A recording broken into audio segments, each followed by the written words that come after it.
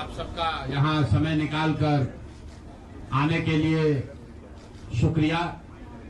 जिस दल को सिर्फ 3.5% वोट मिला है, उसकी प्रेस वार्ता में इतने प्रेस के साथी आए हैं, तो ये दिखाता है कि कुछ तो काम हम लोगों ने सही किया होगा। हम लोग बिहार आज से 3.5 साल पहले व्यवस्था परिवर्तन के संकल्प से आए थे। एक ईमानदार प्रयास किया है और उसमें बिल्कुल सफलता नहीं मिली, ये मानने में कोई गुरेज नहीं है। व्यवस्था परिवर्तन के जिस अभियान को लेकर चले थे, व्यवस्था परिवर्तन की बात तो छोड़िए, सत्ता परिवर्तन भी हम लोग नहीं करा सके, लेकिन बिहार की राजनीति को बदलने में जरूर थोड़ी बहुत भूमिका हम लोगों की बनी है।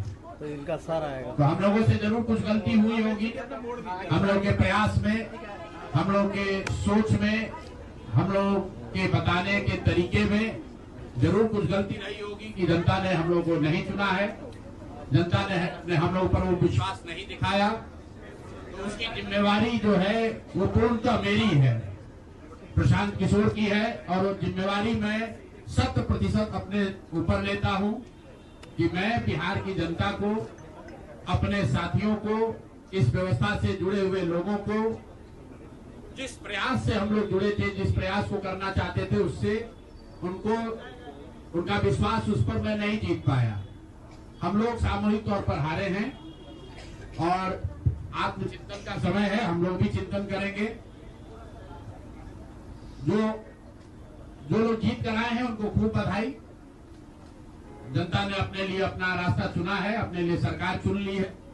अब नीतीश जी और भाजपा के लोगों पर जिम्मेवारी है कि बिहार में जिन बातों को लेकर वो सत्ता में आए हैं, बिहार में तरक्की हो, बिहार में भ्रष्टाचार से जो जनता जूझ रही है, भ्रष्टाचार खत्म हो, यहाँ पर लोगों के लिए रोजी रोजगार हो, और सबसे बढ़ के जो मुद्दा है पलायन का, बिहार से पलायन बंद हो। हम लोगों से जो गलती हुई है, जिन लोगों ने जन स्वराज के विचार पर इस सोच से इस प्रयास से जुड़कर एक सपना देखा था, एक उनकी सोच बनी थी, उनकी आशा की किरण जगी थी कि बिहार में एक नई व्यवस्था बनाई जा सकती है, उन सब के आशाओं पर, अपेक्षाओं पर, उनके सपनों पर खरा नहीं उतरने के लिए जो दोष है वो मेरा है। इसलिए मैं आपसे विनम्रता से आपसे माफी मांगता हूं कि मैं आपके सपनों के आधार के अनुसार, आपके सोच के अनुसार वो व्यवस्था बनाने में नाकामयाब रहा हूं।